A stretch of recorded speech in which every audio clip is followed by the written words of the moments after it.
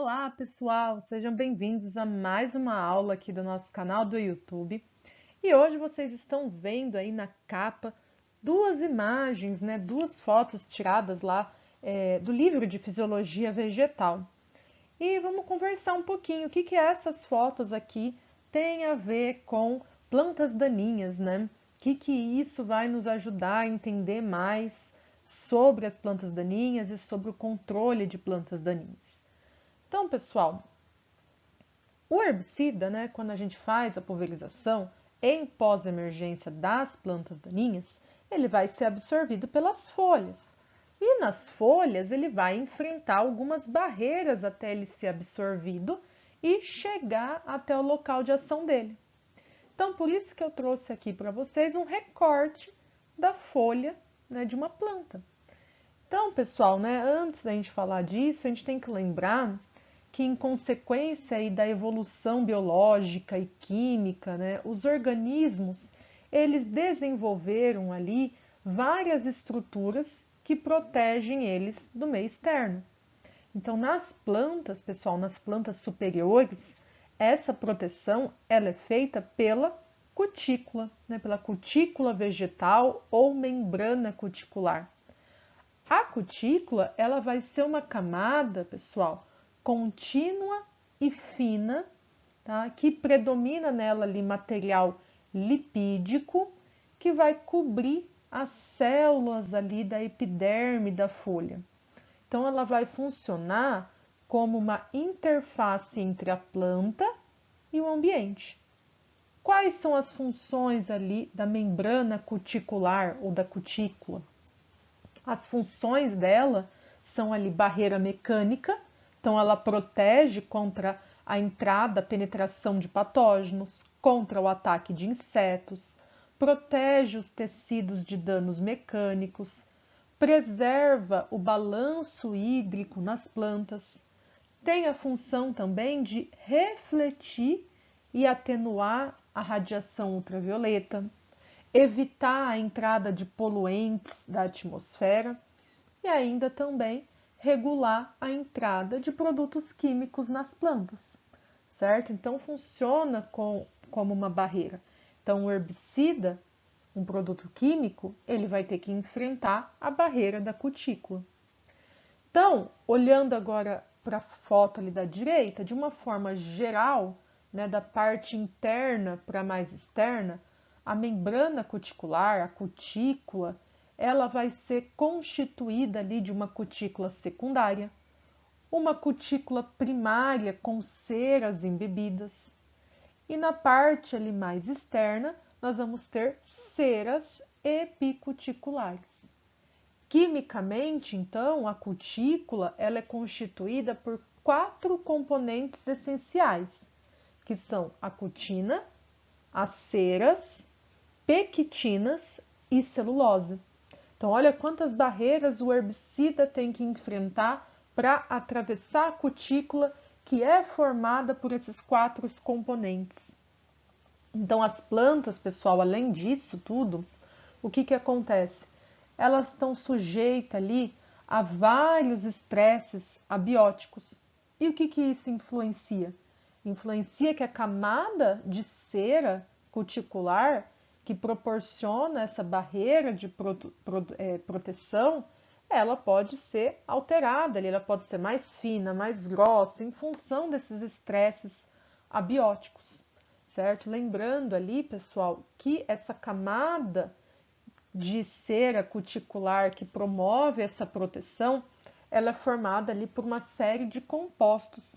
Então, ela é formada ali por compostos que a gente chama de hidrocarbonetos de cadeia longa.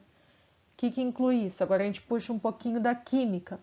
Alcanos, alcoóis primários, aldeídos, alcoóis secundários, ésteres, cetonas e outros ali compostos derivados. Então, de uma maneira geral, as ceras que têm uma cadeia muito longa de cetonas e alcanos, por exemplo, elas vão ser de mais difícil molhamento.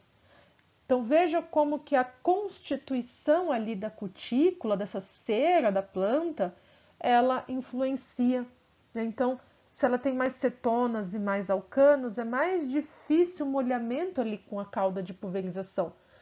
Vejam, por isso que a gente tem plantas daninhas que às vezes são mais fáceis ou mais difíceis de controlar, de absorver esse produto.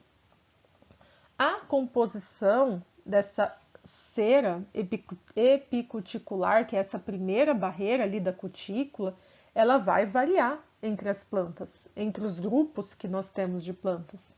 Então, essas diferenças, elas podem, inclusive, ocorrer dentro da mesma espécie, ou ainda em estágio diferente de uma mesma espécie, certo? E aí está a importância da composição dessas ceras relacionadas com a morfologia da planta. Então, aí pode ser mais fácil ou mais difícil, né, o molhamento ali da superfície. Se a planta tem muitos tricomas, também acaba dificultando o contato. Outro fato interessante, pessoal, é que a cutícula, a produção dela, ela é sensível a variações ambientais, a condições ambientais. Então, luz, fotoperíodo, umidade, temperatura, tá? Então, ela acaba variando até em função da estação de ano. Então, se a gente tem uma cutícula mais espessa, é mais demorado o tempo de absorção do herbicida, certo? Então, esses fatores podem afetar a absorção do produto, certo? Uma mudança ali na umidade, tá? Uma umidade que estava alta e foi para uma baixa umidade relativa do ar, pode desencadear uma maior produção de cera pela planta. E aí acaba tendo um espessamento da cutícula. E isso dificulta a absorção de herbicida. A cutícula, pessoal, também é formada, além das ceras, pela cutina. A cutina, ela vai ser ali um biopoliéster insolúvel. Tá? Então, o que acontece aqui?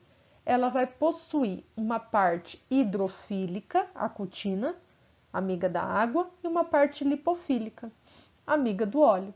Então, ela vai ter uma parte ali com ácidos graxos de cadeia longa, vai ter ceras também embebidas ali, então ela tem uma parte hidrofílica e uma parte lipofílica. E depois nós temos que o herbicida tem que passar também a pectina. Então, ali nessa parte da pectina, ela é formada por substâncias altamente hidrofílicas, amigas da água, tá? Então, já vão vendo ali que um herbicida, ele pode tomar uma rota ou outra ali na folha. E a celulose é o último componente, ela também é altamente hidrofílica. Então, vejam que a cutícula, ela é formada, então, por componentes hidrofóbicos, semi-hidrofílicos e hidrofílicos, amigos da água, amigos do óleo e intermediário. Então, a penetração do herbicida na folha vai depender também das características do herbicida.